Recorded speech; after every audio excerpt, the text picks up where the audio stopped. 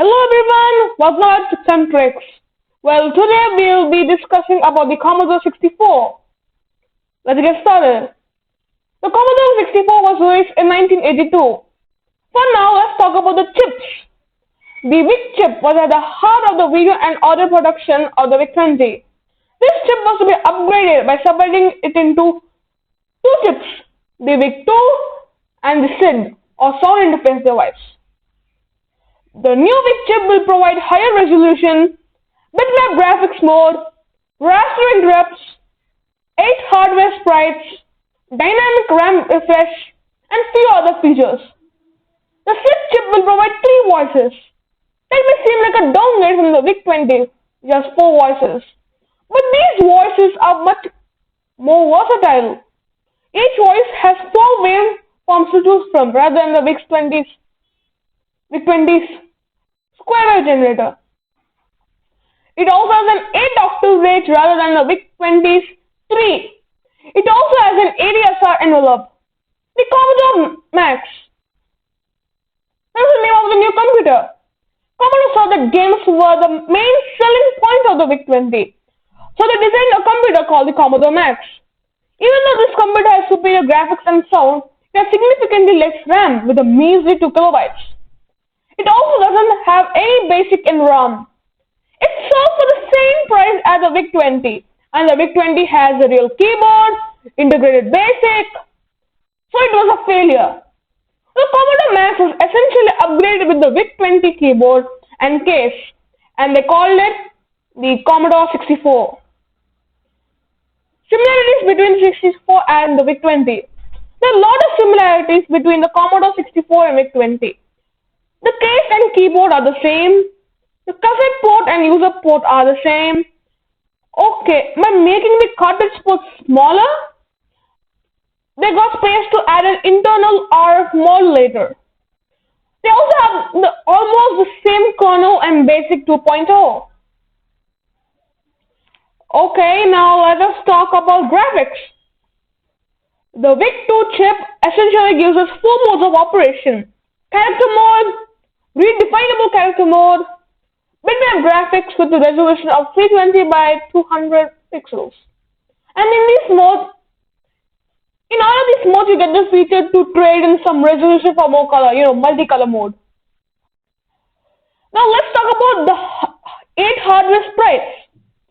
The VIC-2 chip will allow you to have hardware sprites. These sprites are movable objects which are independent from the rest of the screen and made the lives of programmers easy. Moving on to colors. Well, the VIC-2 chip can now display all 16 colors in foreground or background. To access these, like the VIC-20, you can use the control key.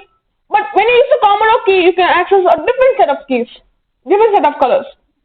Okay, let's talk about monitors for a moment.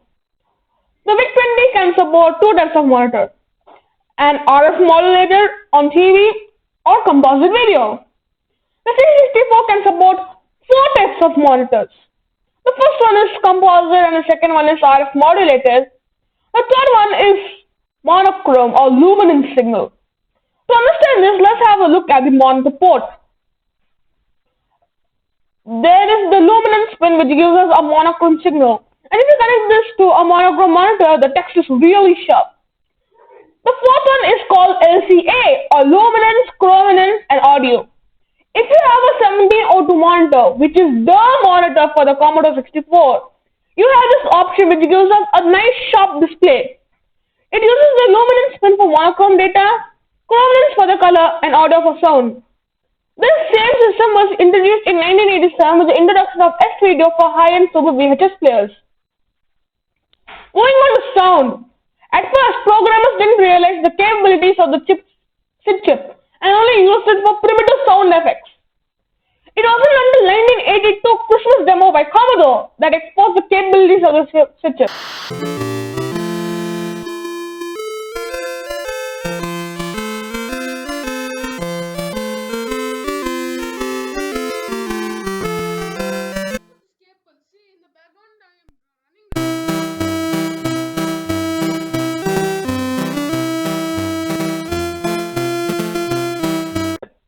The SID chip was better than some 16-bit era sound chips like from the Atari ST or the Macintosh.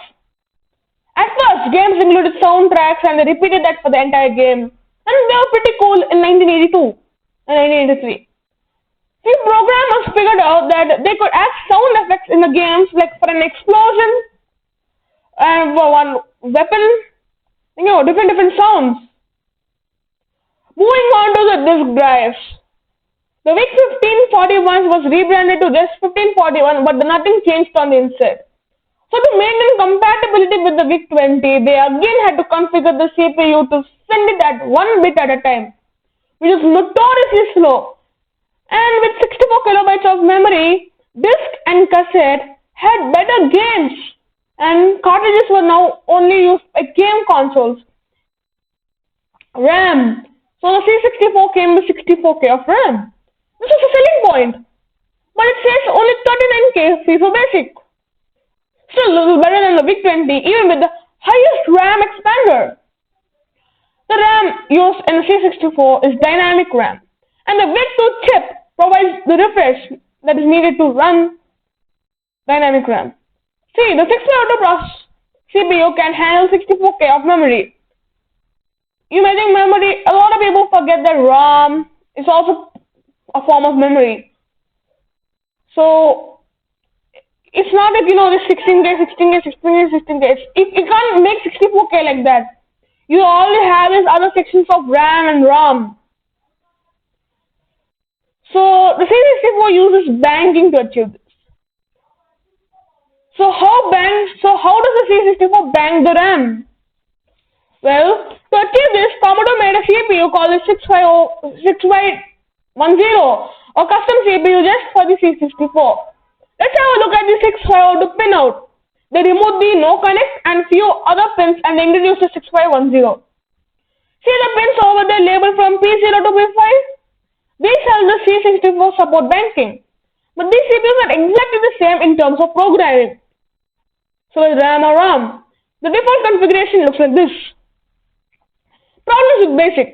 Now there are few problems with BASIC. See, Microsoft and Commodore had a deal that they could use the same BASIC on many computers and not pay extra. So this BASIC did not support graphic commands or to do simple graphics.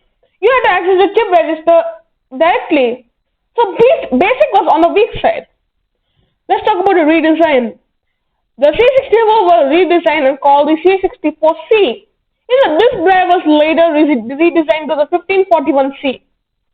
Games on the C64. There are more than 2,000 games for the C64 and people are still developing games for it.